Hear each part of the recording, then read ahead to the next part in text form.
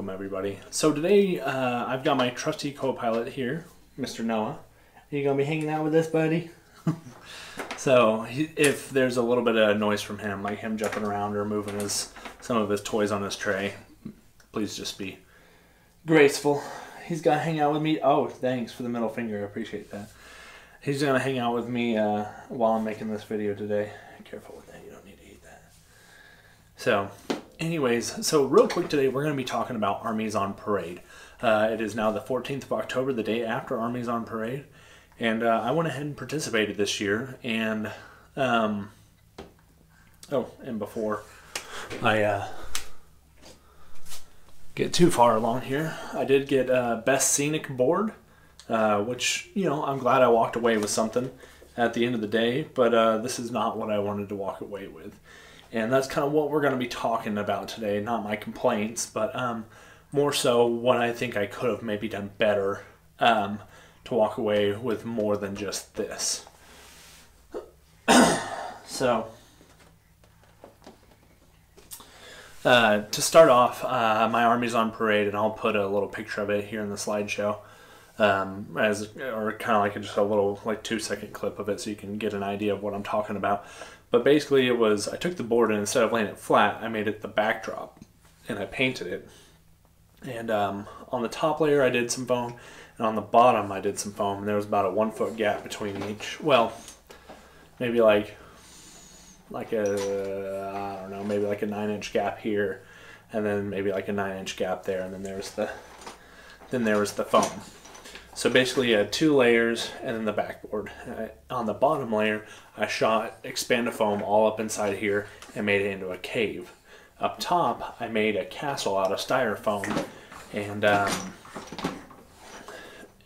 made a forest out in the front of it with like a path.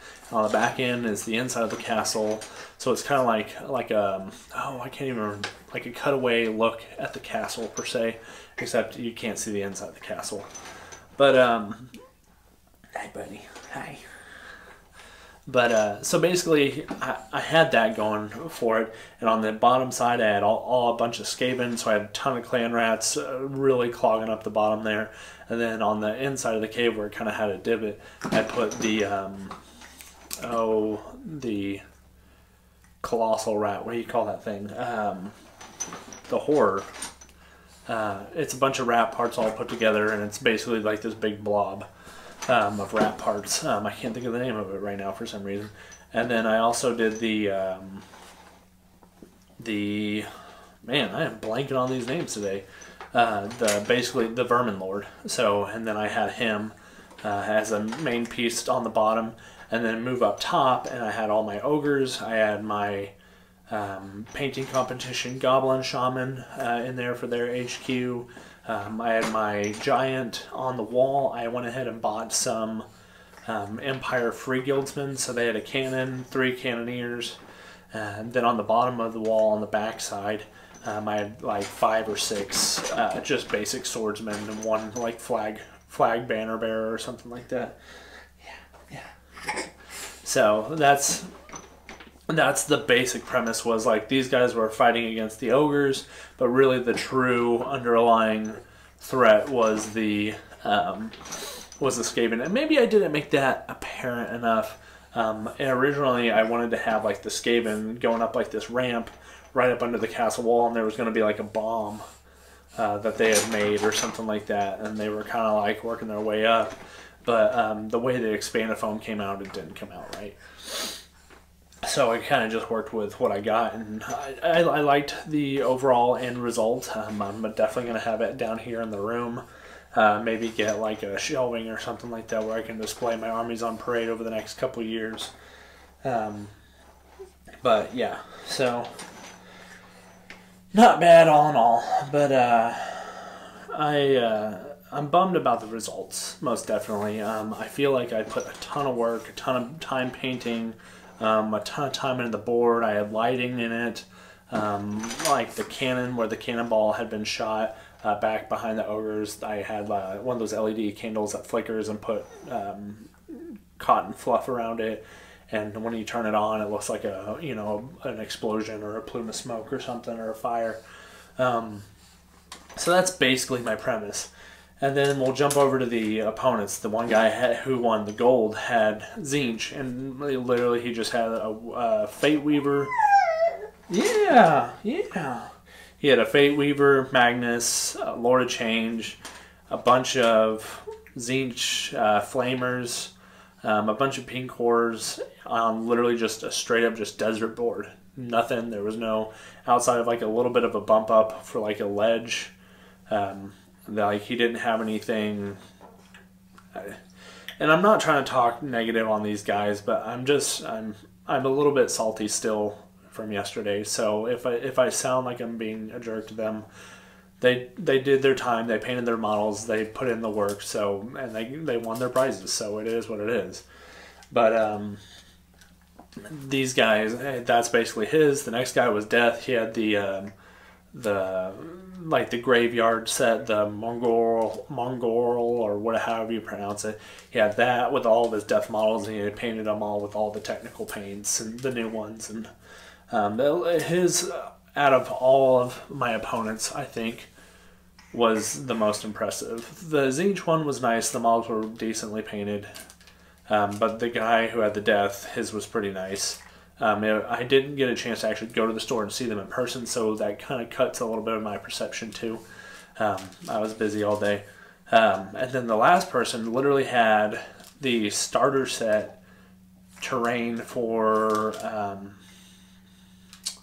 the Age of Sigmar kit, but it's like the new Khorne and Sigmarite one, and it's just like the little tiny bits of wall that are like maybe this by this. And he had like 4 or 5 of those, and he had like 20 Stormcast just kind of scattered all over it. And he took third. So I kind of got there and I was like, oh, okay, so cool. So my pin's silver, so does it mean I got second? And he was like, no, you just got a participation one and you got the scenic board. So I was like, I didn't really, I think more than anything, I just don't understand obviously why everybody else voted for everybody else's stuff and not mine, but it is what it is, and the votes they're set. I mean, you know, I can't be a sore loser forever, but it is kind of a bummer to really work your heart out for something and only just to get last place. So anyways, skirting around all that emotional trauma and bullcrap and stuff, what I think I could have done better for this whole project, one isn't the amount of work I put into the scenic board, but the amount of work I put into the models. I did a very basic Zenthal highlight for my Skaven. Did a very basic single coat with a single highlight for their robes, and didn't really do anything extra outside of just lead belcher and a wash on their weapons. So the Skaven looked very basic. The Vermin Lord and the Rat Horror, or whatever I'm going to call it for now, I had put a ton of work into because those were obviously the centerpieces and I wanted them to stand out. And then like the Ogres I'd put a ton of time into. They all have multiple layers of flesh buildup on their skin, so like they have a lot of definition and highlight and stuff in their skin and their weapons and stuff. And then the and then the free guildsmen really weren't a part of it. They were just something to help fill in the scene. So I wish I had put more time into the Skaven. The Ogres I really couldn't have done much more for because I had painted them to almost about the extent of my ability. As a painter right now, especially for for an army right now. So I wish I had put more time into the Skaven. As much as I liked my board and how interesting I think it was, I think, and the manager said this to me, he was like, the only complaint I heard was it was so busy and there was a lot of line of sight blocking on it that you actually couldn't see the models. So it was a cool scene overall, which was great. But because there was so much line of sight blocking, there's like I bought little like scale 0 railroad model trees and put them all in the forest.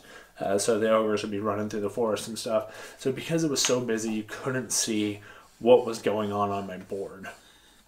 And honestly, I mean, and I'm going to sit here and brag about myself, I did a good job on those ogres. And that was really supposed to be the main... I was kind of hoping eye catcher because they're a little bit brighter. They're up on the top, that type of thing. Like the Skaven were neat, but they were just kind of the Skaven and the Free Guildsmen were just to add to it. So, all in all, to simplify all this, I think what I should have done is opened up my board a little bit more so that maybe it was you could see into it a little bit more. So instead of having the board as like, I don't want to say like maybe not having it as a backdrop, but I don't know. I really have no clue how to go about saying this. But maybe I should have had the board in multiple layers, but not had a backdrop on it. That would have opened up the top a lot more. I obviously could have done something better for the castle wall, like use the Malefic Gate that I have. That's just literally just sitting in a box. So that's one way to, I probably could have spiced it up a little bit better. I was using actual GW terrain and not just a hunk of styrofoam. I noticed a lot of the people that entered too had bought the GW Scenic tiles. I think all 3 people minus the Zinch guy had a GW specific tile. And even then he might have had a GW specific tile, but I just didn't recognize it. But one guy had one of the Age of Sigmar ones with like the skulls and the cracks and stuff. So using more GW specific things that have obviously more detail, look a little bit more realistic and stuff like that could help. I needed to open up my board a little bit more so you could actually see the models. So maybe just removing the trees might have given me a bigger advantage with the ogres. I just thought it would be a little bit neater. Obviously taking more time on my models of Skaven could have used a little bit more love. I know another thing that I've seen a lot of people do that help their board look really nice is they actually cut holes big enough, like the 32 millimeter hole or 25 or whatever, for their models to sink down into, so it looks like it's more a part of the terrain. All of my stuff was just kind of sitting mismatched on whatever it was stand up on. So all in all, if you're going into your first year, simpler is better. So you want to focus more so on the actual army itself and not the terrain, not the board, because that's what I thought it was. I went into this thinking it was like you're supposed to make a scene, bring realism to it, bring some life, bring a story to it, and that's really not what people are there to see models. And specifically, one thing that I think helped win the guy the gold medal was he had I think it's the Kairos Fate Weaver. I'm pretty sure that's what it's called. I could be wrong, but it basically looks like the Lord of Change, but it's from Forge World.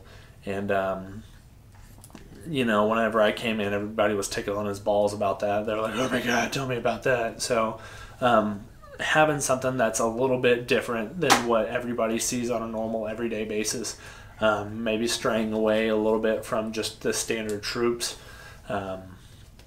I think that is one thing that can help you make it more interesting. People are there to see big, fantastic models. Obviously, they want a little bit of a display with it, but they're there to see the models. I think most importantly over anything, your paint job really, really, really counts.